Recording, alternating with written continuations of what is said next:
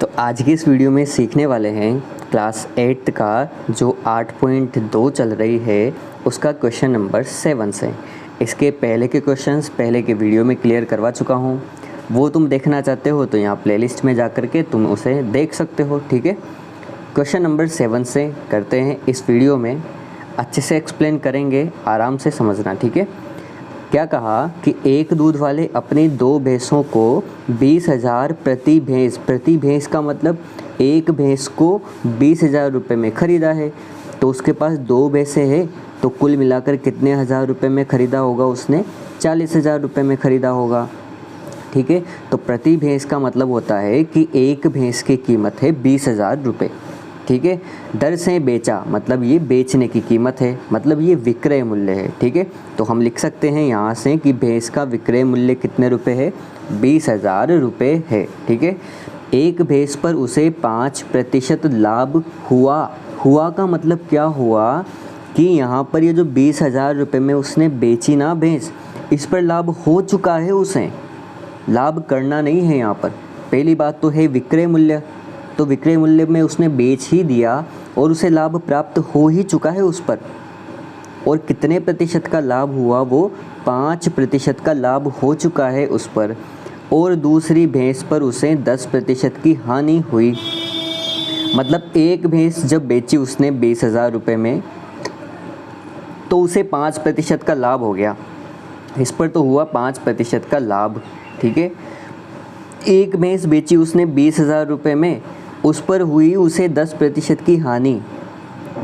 अब उन्होंने पूछा है कि इस सौदे में कुल लाभ या हानि ज्ञात कीजिए। कुल लाभ या हानि का मतलब इस सौदे में लाभ हुआ या हानि हुई, या फिर जो भी जितना भी हुआ वो कितनी वैल्यू है उसकी। मतलब अगर लाभ हुआ है तो कितना लाभ हुआ है, हानि हुई है तो कितनी हानि हुई है।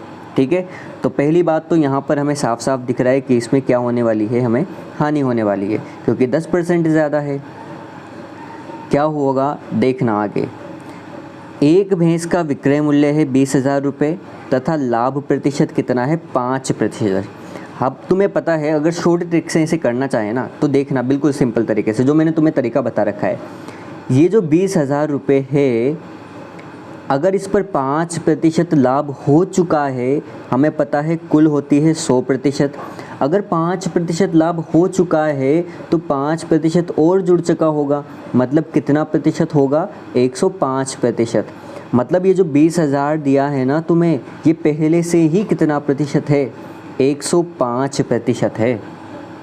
ठीक है, अगर लाभ हो ही चुका है उस पर तो पहले से ही जुड़ा हुआ आएगा ना उसमें, तो मतलब ये जो 20,000 रुपये की वैल्यू है, इसमें लाभ हो चुका है उसे 5% का, और लाभ हुआ है तो जुड़ेगा, मतलब 105% की वैल्यू तुम्हें दी है। और फिर निकालनी कितनी है तुम्हें? 100% की वैल्यू निकाल लो कि उसने कितने रुपए में ख़रीदी, ताकि हम निकाल लेंगे फिर आगे। ठीक है, इसे जमाते हैं।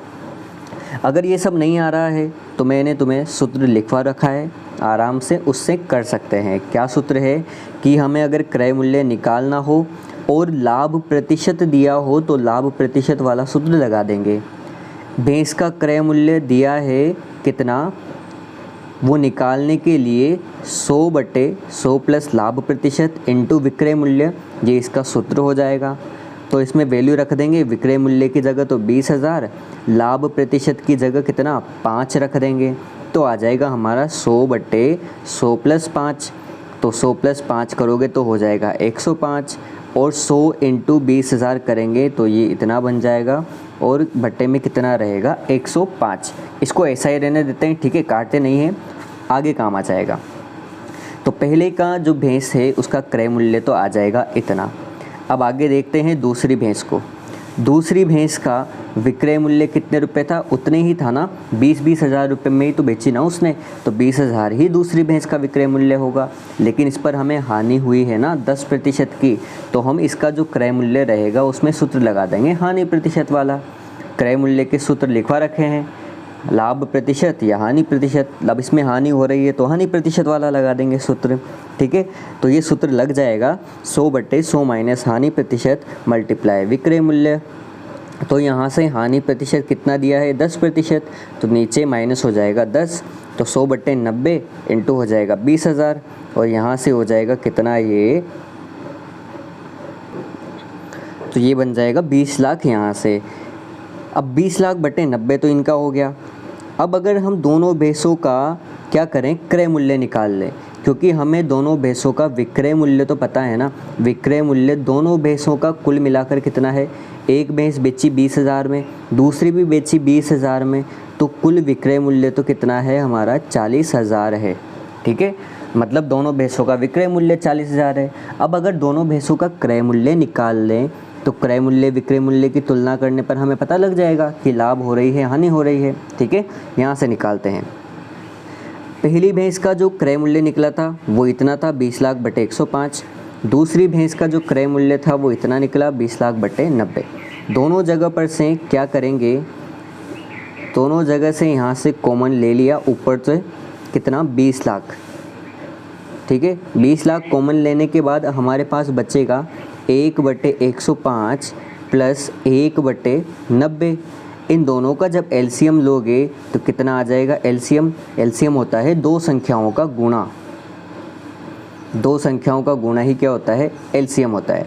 तो दोनों संख्याओं का गुणा लिख देंगे डायरेक्ट, 105 × 90 इतना हो जाएगा।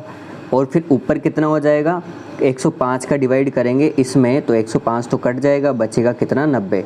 तो 90 प्लस आगे बचेगा कितना 105। तो ऐसा ही कुछ यहाँ पर लिखा हुआ है।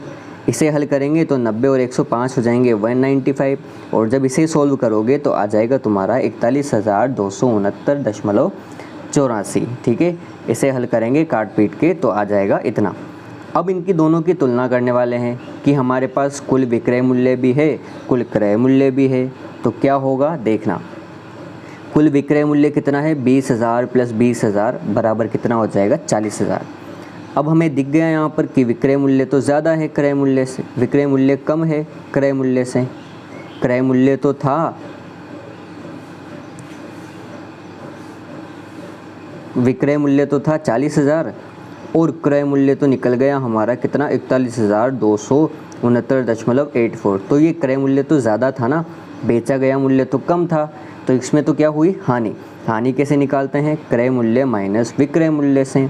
तो क्रय मूल्य में से घटा देंगे विक्रय मूल्य को तो कितना आ जाएगा 1269.84 आ जाएगा। मतलब इस सौदे में दूध वाले को कितनी हानि हुई, 1,269.84 रुपये की हानि हुई। और यहाँ पर क्वेश्चन नंबर 7 कंप्लीट होता है। ठीक है, चलो इस वीडियो में इतना ही, मिलते हैं अगले वीडियो में अगले क्वेश्चन के साथ।